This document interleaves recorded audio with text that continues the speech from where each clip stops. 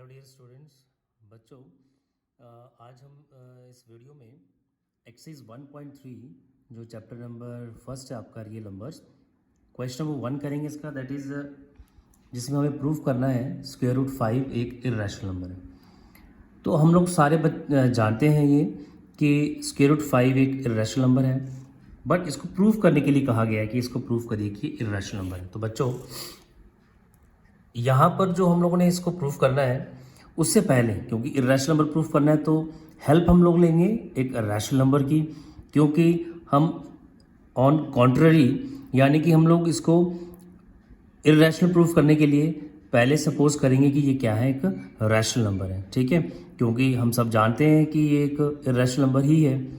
तो आप लोगों ने जो रियल नंबर्स पढ़े हैं, जैसे कि आपके चैप्टर का नाम है रियल नंबर्स, तो उसमें दो तरह के नंबर हैं, या तो वो रैशनल्स हैं या फिर वो इर्रेशनल हैं। तो इसलिए अगर हम मान के चलते कि ये इर्रेशनल नहीं है तो दूसरे की ऑप्शन बच गई कि वो रैशनल नंबर है।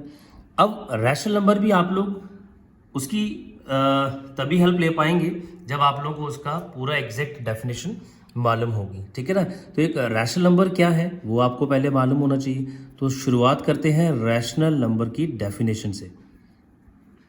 रैशनल नंबर्स क्या होते हैं? वो numbers which can be written और यू कैन से एक्सप्रेस्ड, ठीक है, जिनको हम लिख सकते हैं इन द फॉर्म ऑफ p/q।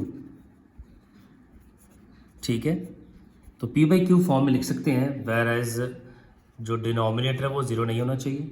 ठीक है, और ये जो p और q है, ठीक है, न्यूमरेटर में p और डिनोमिनेटर में q है, p एंड q फिर क्या होने चाहिए? दे मस्ट बी को प्राइम। ठीक है ना, तो को प्राइम इंटीजर्स यू कैन से। ठीक है ना। अब मैं एक बार दोबारा से आप लोगों को रैशनल नंबर की डेफिनेशन बता देता हूँ कि रैशनल नंबर वो नंबर्स होते हैं जिनको हम p/q फॉर्म में लिख सकते हैं। ठीक है, डिनोमिनेटर जीरो नहीं होना चाहिए। ठीक है, और p और q कोई भी इंटीजर हो सकते हैं, बट वो इंटीजर कैसे होना चाहिए? को प्राइम। यानी कि अब मैं को प्राइम भी आपको यहाँ बता दूँ कि को प्राइम का अगर इन शॉर्ट में बता दूँ कि HCF अगर निकाला जाए p और q का, तो दैट मस्ट बी 1। ठीक है, यानी कि no other common factor other than 1, यानी कि p और q का कॉमन फैक्टर अगर आप निकालेंगे तो वो 1 ही आना चाहिए। ठीक है, तो यही जो बेसिक डेफिनेशन है, मैं तो ये कहूँगा कि ये जो यहाँ पर लास्ट में लिखा है को प्राइम, ये आपकी यहाँ पर हेल्प करेगा इस पूरे क्वेश्चन को सॉल्व करने में।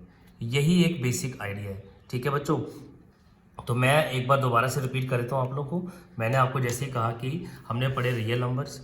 ठीक है, रियल नंबर्स में दो तरह के नंबर होते हैं, रैशनल्स एंड इर्रेशनल। तो अगर स्क्वायर रूट 5 इर्रेशनल नहीं है तो हमने मान लिया कि वो क्या होगा, फिर दूसरी ऑप्शन ये कि वो रैशनल नंबर होगा।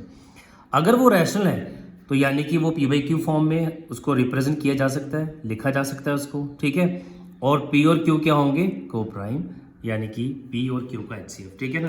तो चलिए अब शुरुआत कैसे करेंगे, देखिए बच्चे, इसका सॉल्यूशन यहाँ से हम शुरुआत करते हैं।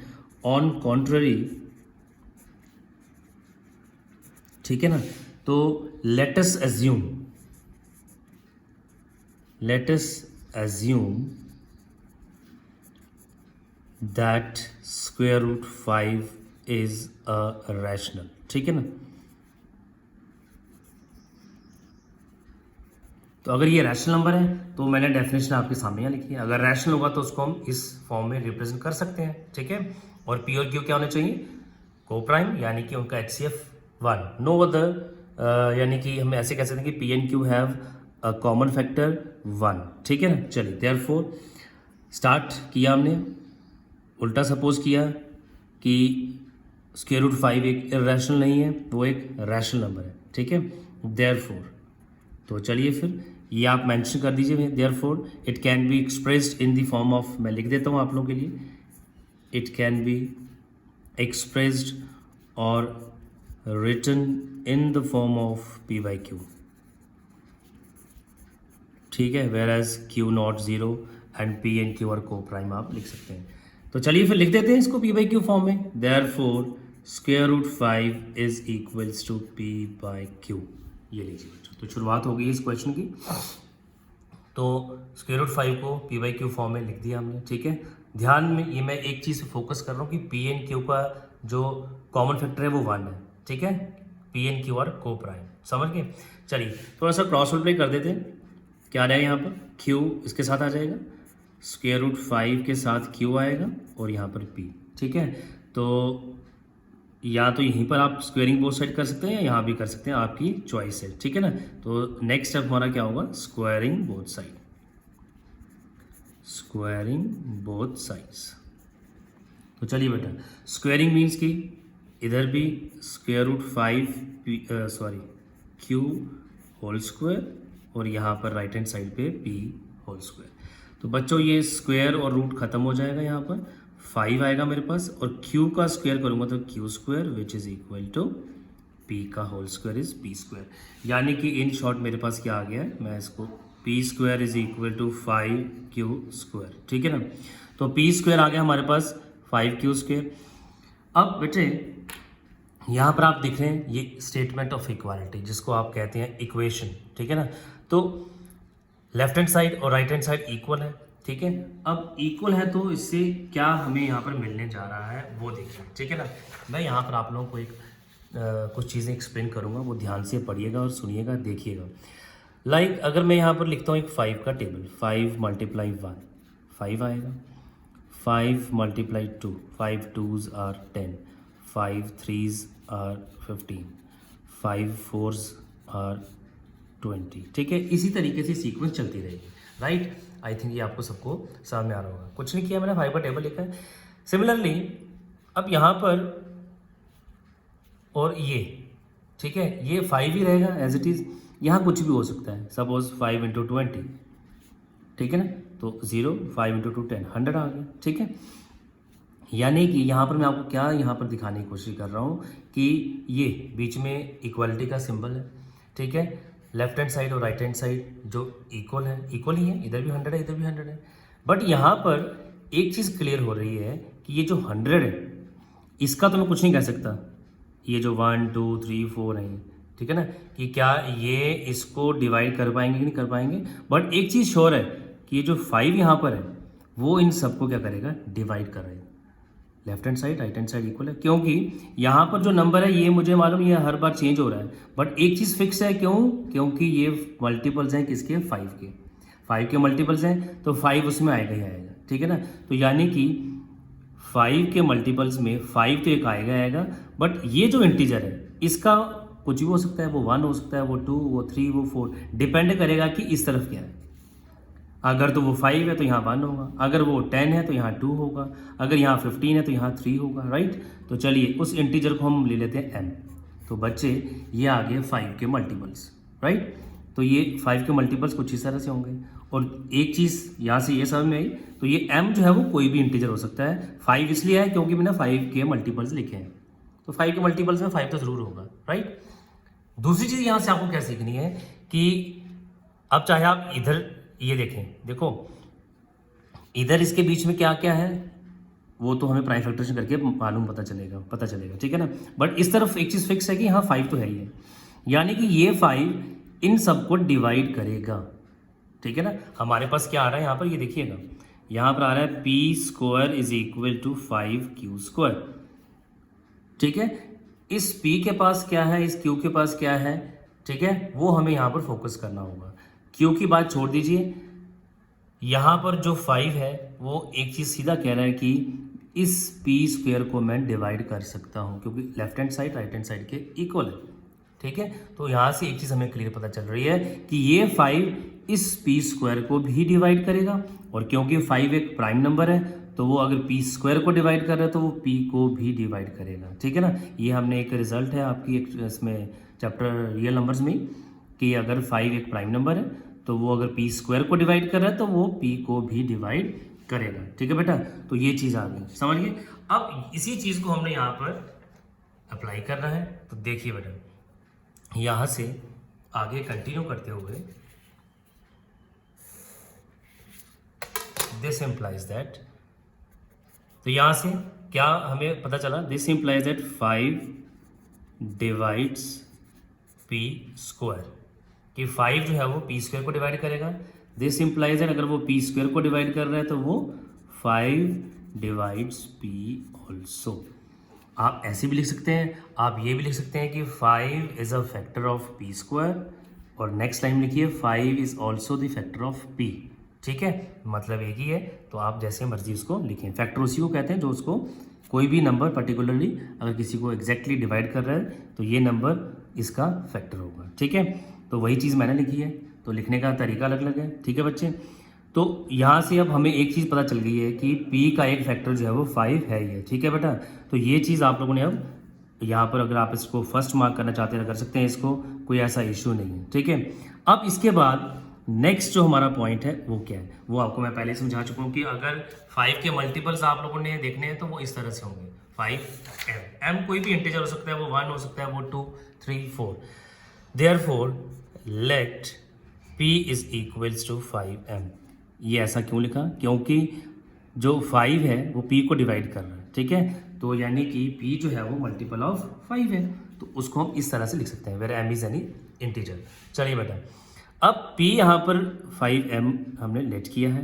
इसके बाद भी अब दो ऑप्शन है आपके पास, या तो डायरेक्ट ये p की वैल्यू इसमें पुट कर सकते हैं आप लोग, या फिर स्क्वायरिंग बोथ साइड यहाँ भी कर सकते हैं, वो आपकी चॉइस है।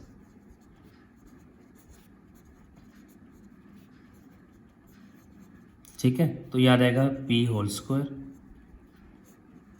5m whole square.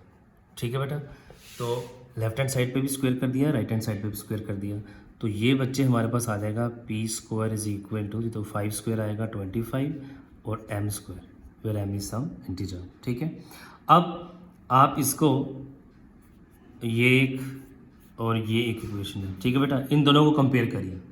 ठीक है, इनको कंपेयर करेंगे, यहाँ भी left hand side P square है, यहाँ भी left hand side P square है, तो राइट हैंड साइड कंपेयर हो जाएगी। ठीक है ना, तो on comparing these two equations, तो व्हाट वी विल गेट, यहाँ से आ जाएगा बेटा हमारे पास 5q स्क्वायर, और यहाँ से मुझे मिलने वाला है 25m स्क्वायर। ठीक है बेटा, तो ये 5 यहाँ पर इसको डिवाइड करेगा, this implies that q square is equal to 25 divided by 5m square. ये 5 आ जाएगा यहाँ पर डिनोमिनेटर, 5 5 आर 25। तो बच्चों नेक्स्ट हमारे पास जो है वो क्या मिलने वाला हो हमें, ये देखिए। सो दिस इम्प्लाइज दैट यहाँ पर है q square is equal to यहाँ पर 5 और m स्क्वायर। सेम सिचुएशन बन गई है जैसे आपकी यहाँ बनी थी, ये स्टार जो मैंने मार्क किया इक्वेशन को, p square is equal to 5q square. तो यहाँ से हमें क्या पता चला था कि 5 जो है वो डिवाइड कर रहा है p को, तो यहाँ से क्या पता चलेगा 5 डिवाइड कर रहा है q को। ठीक है ना, सेम चीज़ 5 यहाँ पर हमें पता किया था कि अगर ऐसी सिचुएशन आती है तो 5 डिवाइड्स p, 5 डिवाइड्स p, तो यहाँ से क्या आएगा 5 divides q। So this implies that 5 divides q square and also q, which implies that 5 divides q also। ठीक है बेटा, तो ये 5q को भी डिवाइड करेगा। अब एक चीज़ आपने नोटिस करी कि हम ये सॉल्व करते करते कहाँ पहुँच गए, यहाँ पर बताया कि p का एक फैक्टर 5 है, तो यहाँ पर बताया q का भी फैक्टर 5 है, और शुरुआत कहाँ से करी थी कि p और q का फैक्टर कॉमन जो है वो तो 1 है। और यही चीज़ आपको स्टार्टिंग में मैंने बताया था कि हम लोग इसी चीज़ की हेल्प लेकर के इस क्वेश्चन को प्रूफ करेंगे, सॉल्व करेंगे। तो शुरुआत हमने करी थी कि p और q का HCF क्या है 1 है, दे आर कोप्राइम। बट यहाँ पर सॉल्व करते करते हमें क्या पता चला कि p का भी एक फैक्टर 5 है और q का भी एक फैक्टर 5 है, तो ये तो कॉमन फैक्टर आ गया इनका। ठीक है, तो यहाँ से क्या पता चला हमें, therefore p and q have at least, ठीक है क्या, 5 as a common factor। ठीक है, ये आप इसको अगर नंबर 2 मार्क करते हैं, इसको फर्स्ट मार्क करिए, आप कह सकते हैं बाय यूजिंग 1 and 2। फर्स्ट में हमने कहा कि p का फैक्टर 5 है, यहाँ पर सेकंड में कह रहे हैं q का फैक्टर 5 है, तो ये तो कॉमन फैक्टर आ गया इनका, यानी कि अदर देन 1 आ गया, और वो तो हमारे रैशनल के डेफिनेशन के अकॉर्डिंगली ये तो गलत हो गया। यानी कि ये सब जो गड़बड़ हुई है वो हमारे गलत एजम्पशन की वजह से हुई है, क्योंकि हमने एज्यूम ही गलत कर लिया था कि स्क्वायर रूट 5 क्या है, एक रैशनल नंबर है। ठीक है, सो बट, तो यहाँ एक लिखेंगे line, this contradicts but this contradicts क्या, द फैक्ट जो हमने स्टार्टिंग में लिया था, fact that P and Q क्या है, ये आर को प्राइम, कि वो तो को प्राइम है, उस फैक्ट को कॉन्ट्राडिक्ट कर रहा है, यानी कि हमने लेके चले थे कि दे आर को प्राइम, यहाँ पर उनका HCF 5 आ गया, तो ऑब्वियस गलत प्रूफ हो गया। तो ये कॉन्ट्रडिक्शन क्यों अराइज हुई, this contradiction arises because of our wrong assumption, ठीक है। So therefore we conclude that our assumption is totally wrong,